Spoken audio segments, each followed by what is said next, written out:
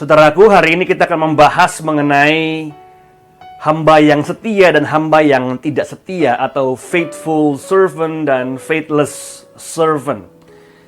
Secara sekilas kita melihat bahwa hamba yang setia itu ya hamba yang setia, hamba yang senantiasa berada bersama dengan tuannya.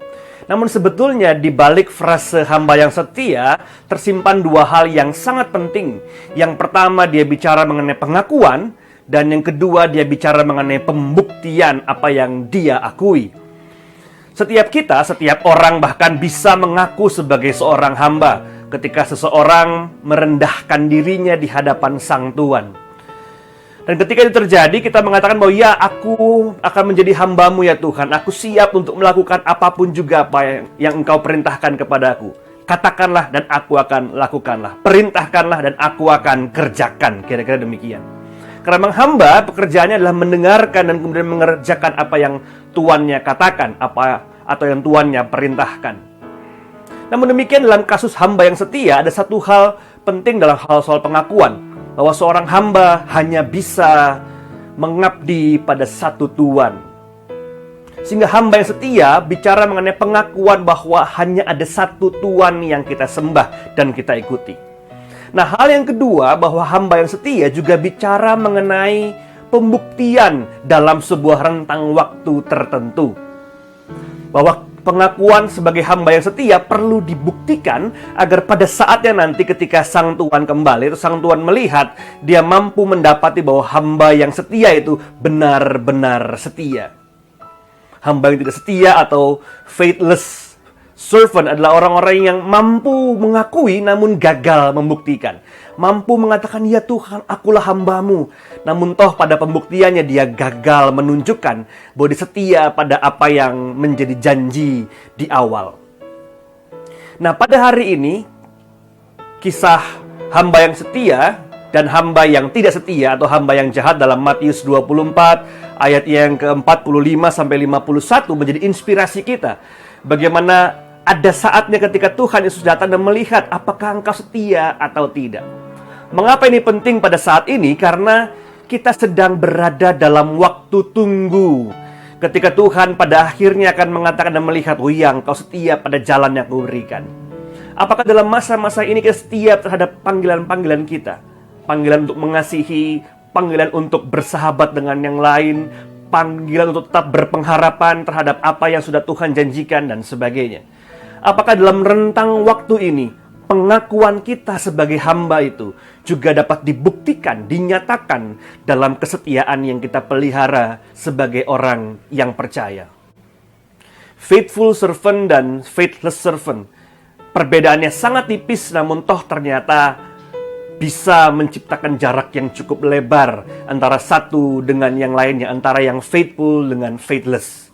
Dan ketika itu terjadi, kiranya kita terus bertahan dalam pencobaan atau pergumulan ini. Kita bertahan dalam satu jalur kehidupan yang telah kita pilih. Dan kemudian kita mengatakan, ya Tuhan, aku setia di dalam pekerjaan ini. Ada satu hal penting, godaan yang sering kali muncul bagi faithless servant, yaitu ketergesa-gesaan atau keterburu-buruan. Kita tidak sabar untuk menjangkau, tidak sabar untuk duduk, dan kemudian menikmati proses untuk sampai pada titik akhir. Dan yang terjadi kemudian, kita mengambil jalan yang berbeda. Bahkan kita kemudian mengambil kesimpulan dan keputusan yang berseberangan dengan Sang Tuan. Sehingga pada hari ini, saya mengajak kita untuk menjadi seorang faithful servant dan bukan faithless servant. Ada waktu yang sedang kita hadapi saat ini. Dan waktu itu perlu kita habisi dengan kesabaran. Kita jalani dengan kesabaran, bukan dengan keterburu-buruan dan ketergesa-gesaan.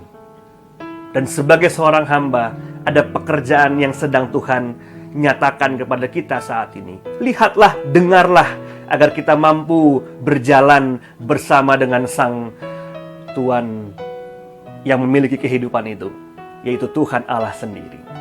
Selamat berefleksi, para sahabatku, faithful servant, agar kiranya kita semua boleh bersama-sama berkumpul kembali pada waktunya nanti, bersabar hingga waktunya nanti kita boleh bersama-sama kembali dalam persekutuan yang indah. Mari kita refleksikan ini pada hari ini, dan kini Bapak, Ibu, dan Saudara semua boleh berdoa secara pribadi. Akan saya tutup dalam doa bersama.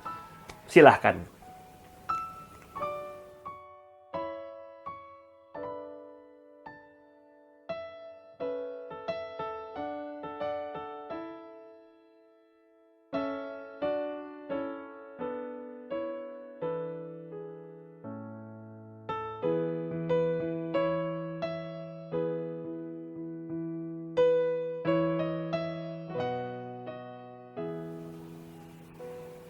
Mari kita berdoa.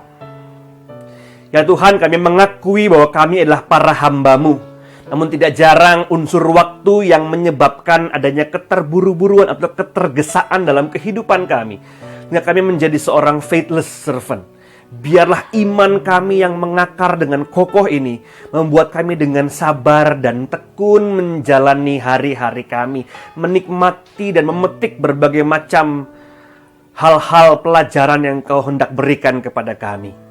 Anugerahkanlah kami hati seperti para hamba yang setia ini ya Tuhan. Terima kasih. Di dalam nama Tuhan Yesus kami berdoa. Amin.